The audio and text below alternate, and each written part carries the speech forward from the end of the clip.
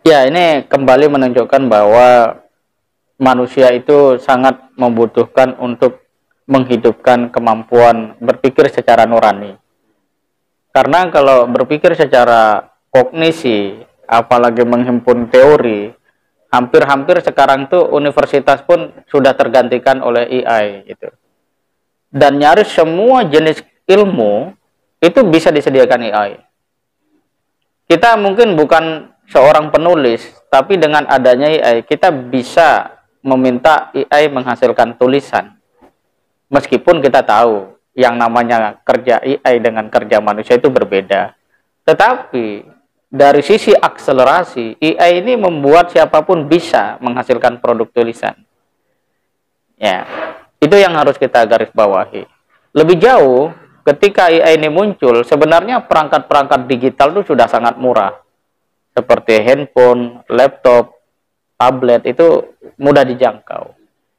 Pertanyaannya kemudian adalah, ketika alat-alat itu datang seperti jamur yang tumbuh di mana-mana, apakah pikiran kita juga tumbuh di mana-mana? Ah, begitu ya. Ini yang penting jadi refleksi. Saya selalu teringat bagaimana dahulu seorang Bung Karno, Bung Hatta, atau bahkan sebelum itu Agus Salim gitu ya. Kenapa mereka mau membaca buku di saat Indonesia waktu itu masih dijajah, tidak ada listrik, dan kita tidak mudah menemukan buku gitu ya. Ya misalnya seperti buku ini, itu hanya mudah bagi kita sekarang. Tetapi ketika buku itu mudah hadir, kita masih tidak ingin untuk membaca. Jadi semua ini menunjukkan bahwa kita harus kembali kepada nurani. Bagaimana berpikir secara substantif, mendasar ke akar.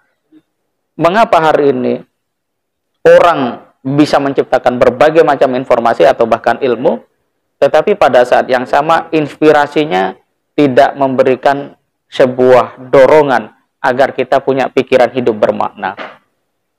Akibatnya apa? Yang orang bahas adalah sesuatu yang fenomenal saja hari ini. Dan kita tahu sesuatu yang fenomenal itu pasti berganti.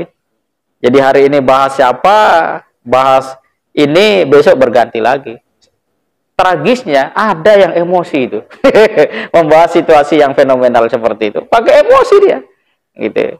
Dan tuduhan-tuduhan yang coba mengangkat dirinya bahwa dia berdiri di atas landasan yang kokoh. Padahal yaitu sesuatu yang fenomenal. Namanya sesuatu yang fenomenal pasti berganti.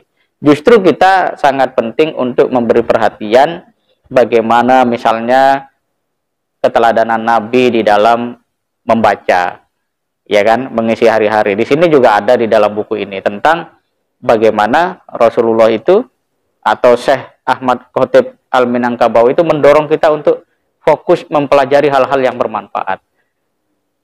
Bahkan yang sekarang penting di dalam dunia digital itu adalah arah hidup kita kemana. Cita-cita kita apa? Itu penting sekali.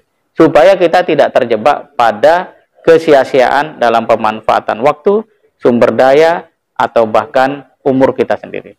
Kira-kira seperti itu.